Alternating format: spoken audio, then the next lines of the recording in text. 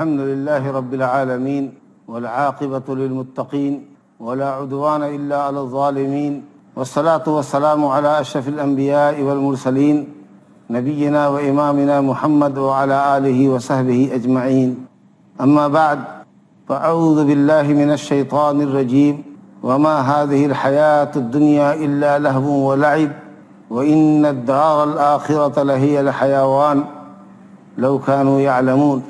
ناظرین کرام، برادران اسلام، دینی بھائیوں اور بہنوں، یوم آخرت پر ایمان اسلامی عقیدے کا ایک اہم رکن اور ایمان کے اصول میں سے ایک اہم اصل ہے۔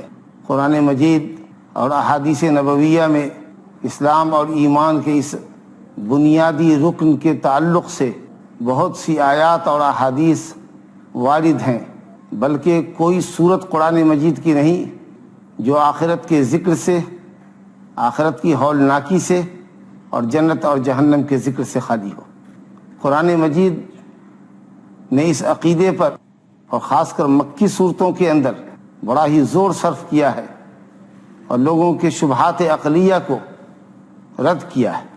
ایمان بالآخرت کا مطلب ہمارا یہ پختہ ایمان اور یقین کہ دنیا کی یہ زندگی اور اس کی ہر شے ایک نہ ایک دن فنا کے گھاٹ اتر جائے گی، دنیا اپنی تمام تر حسن اور رعنائی کے ساتھ ختم ہو جائے گی، ایک دوسری زندگی شروع ہوگی جس میں انسان اپنے قبروں سے اٹھایا جائے گا، جو جہاں مرا ہوگا، جہاں جلایا گیا ہوگا، جہاں ڈوبا ہوگا وہ وہیں سے نکلے گا، میدان محشر میں جمع ہوگا، حساب و کتاب لیا جائے گا، پھر آدمی اپنے اپنے دائمی ٹھکانے کی طرف روانہ کر دیا جائے گا۔ اور اس سلسلے کی جو بھی تفصیلات آئی ہیں، جو در حقیقت ایمان بالغیب ہیں، ان کے اوپر ایمان رکھنا، ہر شک و تردد سے پاک ہو کر ایمان اور یقین جازم اور یقین کامل رکھنا، یہ عقیدہ آخرت ہے۔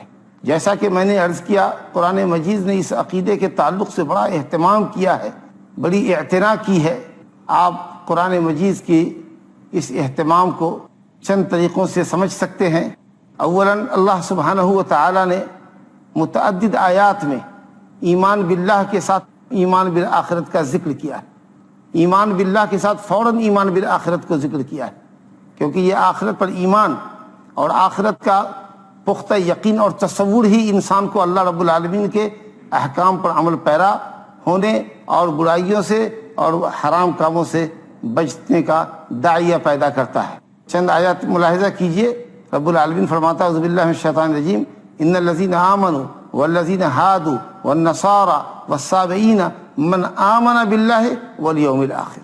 اللہ تعالیٰ فرماتا ہے لیس البر ان تولوا وجوہکم قبل المشرق والمغرب ولکن البر من آمن باللہ والیوم الآخر۔ رب العالمین فرماتا ہے ولا يحل لهن ان يكتمن ما خلق الله في ارحامهن ان كن يؤمن باللہ والیوم الآخر۔ اللہ تعالیٰ فرماتا ہے ذالک یوعظ بہ من کان منکم یؤمن باللہ والیوم الآخر۔ تمام آیات سورہ بقرہ کی ہیں، ان کے علاوہ بھی آیات گویا ایمان باللہ کے ساتھ اللہ نے ایمان بالآخرت کا ذکر کیا۔ ثانیاً اللہ رب العالمین نے یوم آخرت کو مختلف ناموں سے قرآن میں ذکر کیا ہے، اور اکثر و بیشتر نام ایسے ہیں جو قیامت کے دن کی ہولناکی اور جہنم کا منظر پیش کرتے ہیں۔ ناموں کے اندر ہولناکی، مثال کے طور پر یوم البعث اٹھائے جانے کا دن، یوم الحشر جمع کرنے کا دن، یوم التناد پکارنے کا دن، یوم التغابن گھاٹا اور نقصان کے احساس کرنے کا دن، یوم التناد بالتاء، یوم الحسرت، یوم الجمع لا ریب فیہ جمع ہونے کا دن۔ اسی طریقہ سے آزفہ، ساعہ، حاقہ، اسی طریقہ سے غاشیہ، طامہ، اور بھی واقعہ۔ غرض یہ کہ کوئی بھی صورت قرآن کی ایسی نہیں ہے جس میں تفصیلات آخرت کی بیان نہ کی گئی۔ تیسری بات اہتمام کے تعلق سے، جتنی رسالتیں آئی، جتنی شریعت آسمانی آئی، حضرت آدم علیہ السلام سے لے کر محمد صلی اللہ علیہ وسلم تک تمام ہی شریعتوں کے اندر ایمان بالآخرت کے عقیدے کا ذکر ہے۔ حضرت نوح علیہ السلام نے عقیدہ آخرت پیش کیا ہے واللہ انبتکم من الارض نباتا ثم یعیدکم فیہا ویخرجکم اخراجا۔ وہی اللہ ہے جس نے تمہیں زمین سے پیدا کیا ہے، وہی تمہیں پھر زمین میں لے جائے گا، واپس لے جائے گا، وہ پھر تمہیں زمین سے دوبارہ اٹھائے گا۔ سورہ نوح آیت نمبر 17-18۔ اسی طریقے سے سورہ شعراء آیت نمبر 82 میں حضرت ابراہیم خلیل اللہ علیہ الصلوۃ والسلام کی اللہ نے دعا نقل کی ہے، والذی اطمع ان یغفر لی خطیئتی یوم الدین۔ اللہ رب العالمین وہ ہے کہ میں اس کی رحمت سے امید لگائے ہوا ہوں کہ وہ مجھے آخرت کے دن، قیامت کے دن بخش دے گا۔ حضرت موسیٰ علیہ السلام سے رب العالمین نے فرمایا، ان الساعۃ آتیۃ اکاد اخفیھا لتجزی کل نفس بما تسعی فلا یصدنک عنہا من لا یؤمن بہا۔ سورہ طٰہٰ۔ اللہ رب العالمین فرماتا ہے حضرت موسیٰ کو کہ قیامت آ کر رہے گی، ان الساعۃ آتیۃ، آنے ہی والی ہے، اکاد اخفیھا، میں نے اس کو پوشیدہ رکھا، اس کی تاریخ کا علم کسی کو نہیں بتلایا، لتجزی کل نفس بما تسعی، تاکہ ہر شخص اپنے کیے کرائے کا بدلہ پالے، فلا یصدنک عنہا من لا یؤمن بہا، لہذا جو آدمی آخرت پر ایمان نہیں لاتا ہے، آپ اس کے ایمان نہ لانے کے سبب اس عقیدہ آخرت سے باز نہ رہیں، ان کے جھانسے میں نہ آئیں، تاکہ آپ ہلاکت کی راہ پہ نہ لگیں۔ گویا کوئی آپ کے سامنے اگر عقلی استحالہ پیش کرتا ہے قیامت کیسے قائم ہوگی، کیوں کر انسان دوبارہ زندہ ہوگا جب اس کا وجود گل جائے گا، سڑ جائے گا، مٹی میں مل جائے گا، سمندر میں ڈوب جائے گا، مچھلیاں اس کو نگل لیں گی، کیوں کر دوبارہ وجود میں آئے گا؟ تو اس طرح کی باتوں سے اے نبی آپ اس عقیدہ آخرت کے تعلق سے ہرگز شک مت کیجیے۔ اور چوتھی چیز قرآن مجید نے منکرین بعث اور منکرین آخرت کے انہی عقلی استحالوں کا، جن میں سے بعض کا ذکر ہوا، قرآن مجید نے بڑا معقول علمی رد کیا ہے، عقلی رد کیا ہے۔ مشرکین یا منکرین آخرت یا ملحدین کہ اگر نظریات کا جائزہ لیا جائے تو بنیادی طور پر دو شبہے ان کے سامنے آتے ہیں۔ پہلی بات تو یہ کہ وہ یہ کہتے تھے کہ ہم دیکھ رہے ہیں کہ نہ جانے زمانہ کب سے چلا آ رہا ہے، اور ایک آدمی جاتا ہے اور دوسرا آدمی آتا ہے، انسان سے نطفہ اور نطفے سے انسان وجود میں آتا ہے، اسی طریقے سے جانور وجود میں آتے ہیں، چیزیں وجود میں آتی ہیں، یہ زمانہ ایسے ہی چلتا رہے گا۔ اور دوسری بات یہ کہ جب انسان مر کر سلگل جائے گا، اس کا وجود مٹیا میٹ ہو جائے گا، تو پھر اس کی دوبارہ واپسی، دوبارہ تخلیق، یہ بعید از عقل ہے۔ الحمدللہ اللہ سبحانہ و تعالیٰ نے ان نظریات کو بہت کھول کھول کر، ان باطل نظریات کو اور ان عقلی استحالوں کو، جس کو انسان اپنی خام عقل سے یہ سمجھتا ہے کہ قیامت کا وقوع ناممکن ہے، رب العالمین نے نہایت واضح عقلی دلائل سے عقیدہ آخرت کو ثابت کیا ہے۔ الحمدللہ علم جدید نے، سائنس اور ٹیکنالوجی کے اس زمانے نے، جغرافیہ دانوں نے بھی عقیدہ آخرت کے وقوع کو اور قیامت کے وقوع کو تسلیم کیا ہے، یا ایسی تحقیقات آئی ہے جن سے قیامت کا وقوع بالکل واضح ہو جاتا ہے۔ ہم دیکھتے ہیں کہ یہ دنیا وجود میں آئی، یہ ازل سے نہیں ہے، اللہ نے اس کو وجود بخشا ہے۔ یہ زمانہ کیا ہے؟ چند اشیاء کا مجموعہ ہے، چیزیں وجود میں آئی ہوئی ہیں۔ ہم دیکھتے ہیں کہ ہر چیز ایک کے بعد ایک فنا ہوتی ہے، کوئی پہلے تھا ہم سے، ہم اس کے بعد آئے، کوئی ہمارے بعد آئے گا، اس طریقے سے ہر چیز کو دیکھتے ہیں چینجنگ۔ شہر آباد ہوتا ہے، دوسرا شہر ویران ہوتا ہے، تو ہم تو دیکھ رہے ہیں کہ فنا کا ایک سلسلہ، ہلاکت کا ایک سلسلہ، بربادی کا ایک سلسلہ، جانے اور آنے کا ایک سلسلہ لگا ہوا ہے۔ ایک وقت آئے گا کہ سارا نظام عالم درہم برہم ہو جائے گا۔ تو فنا کے لیے تو آدمی مستمر ہے، چل ہی رہا ہے، کنٹینیو فنا ہو رہی ہے، ایک چیز آتی ہے دوسری چیز ختم ہو جاتی ہے۔ اور اس کائنات کے اندر جیسا کہ سائنسداں کہتے ہیں، یہ کائنات، یہ دنیا کیا ہے؟ ایک لامحدود فضا ہے جس کے اندر لاکھوں کی تعداد میں سیارے اور ستارے آگ کے گولے کے مانند اپنے اپنے مدار پر، اپنی اپنی دھوری پر خوب تیزی کے ساتھ، سرعت کے ساتھ چل رہے ہیں۔ بہت ممکن ہے کہ کبھی ان سیاروں کے درمیان آپس میں ٹکراؤ ہو، اور ان کے ٹکراؤ کی وجہ سے ایک زوردار دھماکہ ہو اور آسمان کے پرخچے اڑ جائیں۔ یہی وہ قیامت ہے جس کا ذکر قرآن نے کہا ہے، آسمان پھٹ جائیں گے، سورج بے نور ہو جائے گا، چاند اور سورج ایک جا کر دیے جائیں گے، ستارے جھڑ جائیں گے، آسمان دھنی ہوئی روئی کے گالے کے مانند اڑنے لگے گا۔ جو سائنس کہتی ہے کہ بہت پاسبل ہے، اس کے وقوع کا کوئی انکار نہیں کر سکتا، کہ یہ جو سیارے آپس میں چل رہے ہیں اپنے اپنے راستے پر، ہو سکتا ہے کہ کسی دن ان کے درمیان ٹکراؤ ہو اور ایک دھماکے سے آسمان کا نظام درہم برہم ہو جائے۔ اور یہ زمین، جغرافیہ تھا کہتے ہیں کہ ہماری یہ زمین نہایت گرم مواد کے اوپر قائم کی گئی ہے، جس کو ہم لوگ دیکھتے ہیں آتش فشاں پہاڑ کی شکل میں۔ جب پہاڑ پھٹتا ہے اور آگ کے گولے میلوں اٹھتے ہیں اور ملکوں کو، شہروں کو اور علاقوں کو تباہ کر جاتے ہیں، گویا کہ یہ پوری دنیا ایک طریقہ سے آپ یہ سمجھیے کہ نیچرلی جہنم پر ہے، اس کے نیچے آگ ہے۔ ہمارے نیلے گہرے سمندروں کے نیچے آگ کا بھی سمندر ہے، جس کو ہم آتش فشاں پہاڑ کی شکل میں دیکھ رہے ہیں۔ گویا پوری دنیا ڈائنامائٹ کے ڈھیر پر کھڑی ہوئی ہے. جس دن اللہ رب العالمین چاہے گا پوری دنیا پھٹ جائے گی اور پہاڑ جیسی مضبوط ہستی بھی اور مضبوط شے بھی وہ دھنی ہوئے اون کے مانند اڑنے لگیں گے. تو الحمدللہ جو جدید تحقیقات سامنے آئی ہیں اس نے بھی قیامت کے وقوع کو ممکن بنا دیا. آخرت کے انکار کرنے والے جو عقلی استحالہ پیش کرتے ہیں کہ کیوں کر انسان دوبارہ وجود میں آئے گا، حقیقت یہ ہے کہ ان کو اللہ رب العالمین کے کمال علم کا اندازہ نہیں، نہ اللہ رب العالمین کی کمال قدرت کا اندازہ ہے، نہ کمال حکمت کا اندازہ ہے. تمام تر دلیلیں جو قرآن مجید کے اندر آئی ہیں عقیدہ آخرت کو ثابت کرنے اور منکرین آخرت پر رد کرنے کے لیے، وہ سب اللہ رب العالمین کی کمال قدرت کی دلیل ہے، کمال علم کی دلیل ہے. اور قیامت کا وقوع اور یوم الجزاء یوم الحشر کا وقوع یہ عین اللہ رب العالمین کی حکمت کے.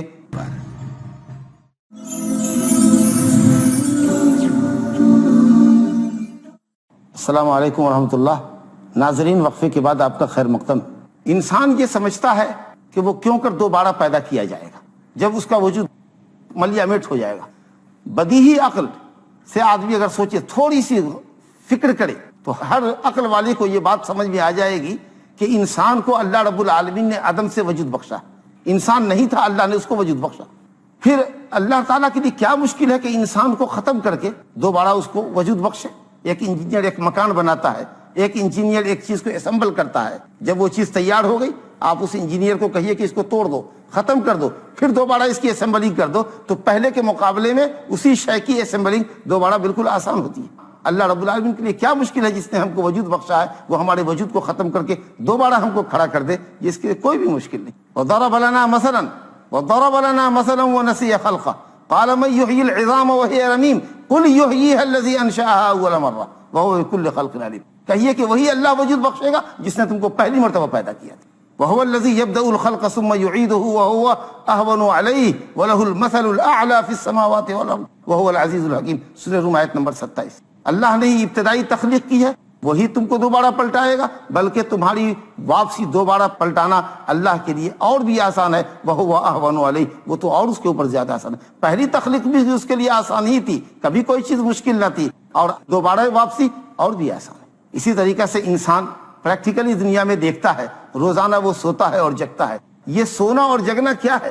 مرنے اور مرنے کے بعد دوبارہ زندہ ہونے ہی کی تو ایک شکل ہے. تھوڑے سے فرق کے ساتھ انسان جب سوتا ہے تو مرتا ہی ہے، اس کے احساسات ختم ہو جاتے ہیں، ہاتھ پاؤں اس کے کام نہیں کرتے، دنیا مافیا سے غافل ہو جاتا ہے. جب پھر سو کر جگتا ہے پھر وہ حرکت میں آتا ہے. نوم اخو الموت، سونا یہ موت کا بھائی ہے. اللہ رب العالمین فرماتا ہے سورہ زمر آیت نمبر 42 کے اندر، اللہ یتوفی الانفس حین موتها والتي لم تمت في منامها فيمسك التي قضى عليها الموت ويرسل الاخرى الى اجل مسمى ان في ذلك لآيات لقوم يتفکرون. وہ اللہ ہی ہے جو کسی کو موت دیتا ہے اور کسی کو نیند میں موت دے دیتا ہے، پھر نیند میں جس کی روح کو قبض کرتا ہے، اگر اس کو دائمی موت دینا ہوتا ہے تو اس کی روح کو روک لیتا ہے، اور جس کی زندگی کے ایام باقی ہوتے ہیں اس کو زندگی کی مہلت گزارنے کے لیے دنیا میں واپس کر دیتا ہے. اللہ تعالیٰ فرماتا ہے ان فی ذالک لآیات لقوم یتفکرون، غور و فکر کرنے والے کے لیے اس میں بہت عبرت ہے. اور الحمدللہ نبی صلی اللہ علیہ وسلم نے اس حقیقت کو امر واقعی بنانے کے لیے کہ آپ آخرت کا یقین رکھیں اور ہمیشہ آخرت کو اپنی آنکھوں کے سامنے رکھیں. اللہ سبحانہ وتعالیٰ کے نبی نے دعا سکھلائی ہے کہ جب بستر پر جاؤ سونے کے لیے، بستر کو جھاڑو اپنی ازار کے ایک کونے سے، ازار کے ایک حصے سے، اور دعا پڑھو اللہم بسمک اموت و احیا بسمک ربی وضعت جنبی وبک ارفعہ الی آخر الحدیث. اے اللہ تیرے ہی نام سے میں مرتا ہوں اور میں جیتا ہوں. اور جب سو کر جگے تو کہا الحمدللہ الذی احیانا بعدما اماتنا والیہ النشور. تمام تعریف اس اللہ کے لیے ہے جس نے مردہ کرنے کے بعد ہمیں پھر دوبارہ زندگی دے دی، جس نے موت کے بعد ہمیں پھر جلا دیا. تو یہ ہم جب سوتے اور جگتے ہیں تو یہ ہم دعا پڑھتے ہیں. اسی طریقے سے دنیا میں آپ دیکھتے ہیں، محسوس کرتے ہیں، یہ سب عقلی دلیلیں ہیں جو قرآن نے پیش کی ہے.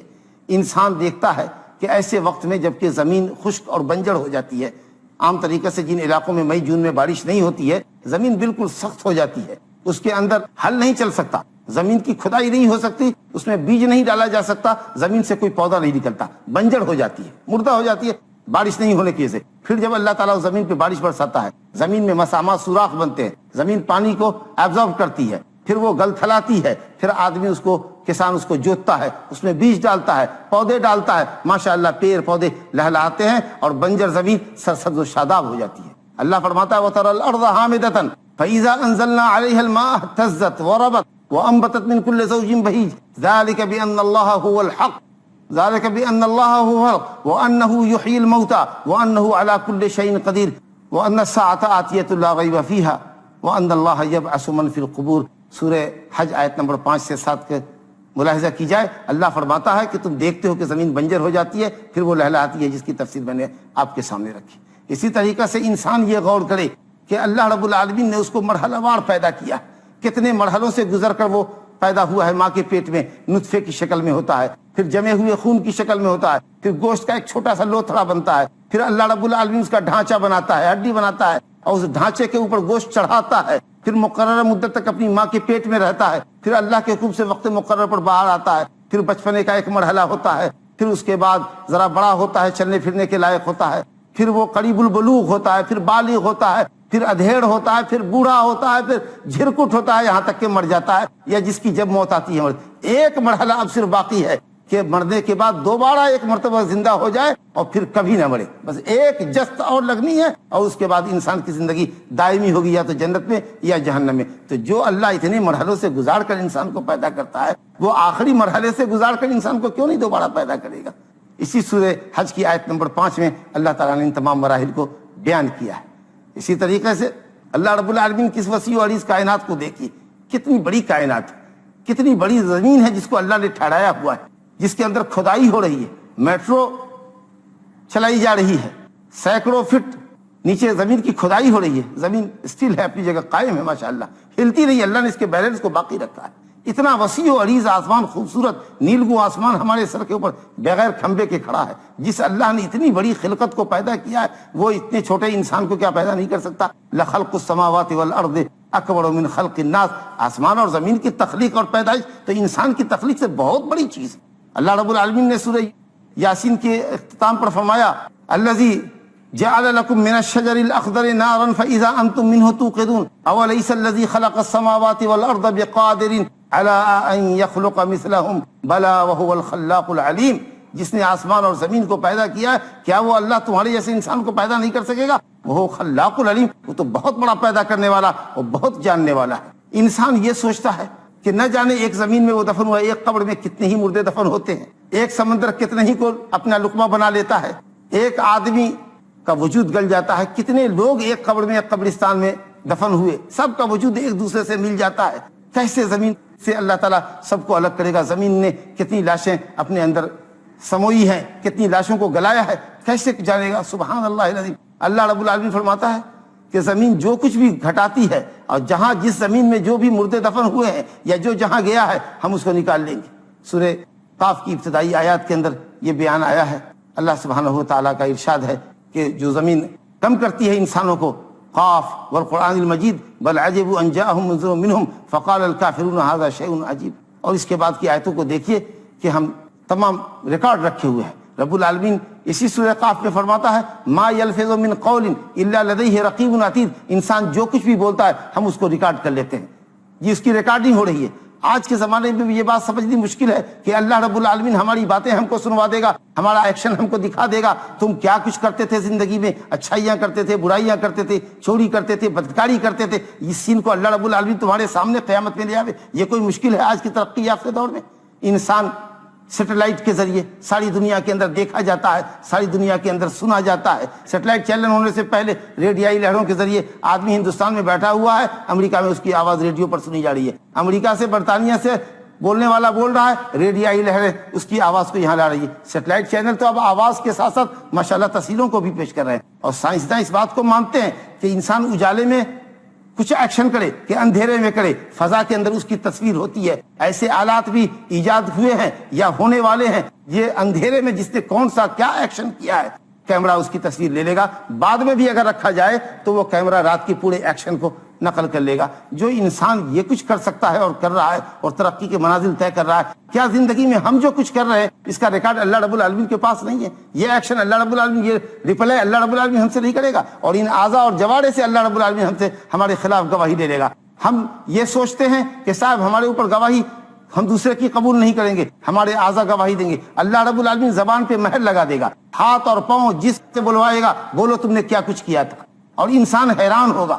اپنے منہ پر تھپڑ مارے گا، اپنے ہاتھ کو مارے گا ایک ہاتھ سے، اپنے پاؤں کو مارے گا کہ تم ہی کو فائدہ دینے کے لیے، تمہاری لذت کے واسطے تو ہم نے برائی کی تھی، جھوٹ بولا تھا، بے ایمانی کی تھی، تم ہمارے خلاف گواہی دے گئے۔ کہا جس اللہ نے تمہاری زبان کو گویائی دی، اسی اللہ نے اس بے جان ہاتھوں کو، پاؤں کو، شرمگاہ کو گواہی دی۔ اللہ رب العالمین سے کوئی چیز مشکل نہیں ہے۔ اس طریقے سے بہت سی عقلی دلیلیں الحمدللہ قرآن کے اندر پیش کی گئی ہیں۔ سورہ بقرہ کے اندر ایک سورت کے اندر ماشاءاللہ پانچ واقعات احیاء موتا کے ہیں کہ اللہ نے انسانوں کو اور بعض جانوروں کو مردہ کر کے ان کو زندہ کیا ہے۔ یہ عقیدہ قرآن مجید کے اندر ذکر ہے۔ اس طریقے سے آپ آیتوں پر اگر غور کریں اور اللہ رب العالمین کے کمال علم اور اس کی کمال قدرت اور کمال حکمت کو آپ سامنے رکھیں تو یقیناً آپ اس عقیدہ کا اقرار کیے بغیر نہیں رہ سکتے۔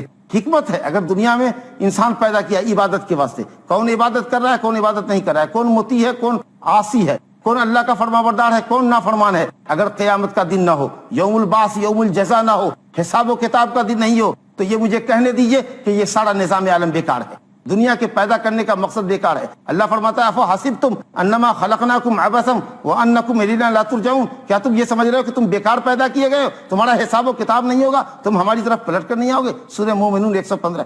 اللہ تعالیٰ فرماتا ہے الذی خلق الموت والحیات لیبلوکم ایکم احسن عملا، وہ جاننا چاہتا ہے، وہ امتحان لینا چاہتا ہے کہ تم میں کا کون عمل کے اعتبار سے بہتر ہے، تو کون اچھا عمل کر رہا ہے، کون برا عمل کر رہا ہے۔ اس کی جزا کے لیے ایک دن بالکل ضروری ہے، اگر ایسا نہ ہو تو یہ دنیا بیکار ہوگی اور اس کا وجود ہی بیکار تھا۔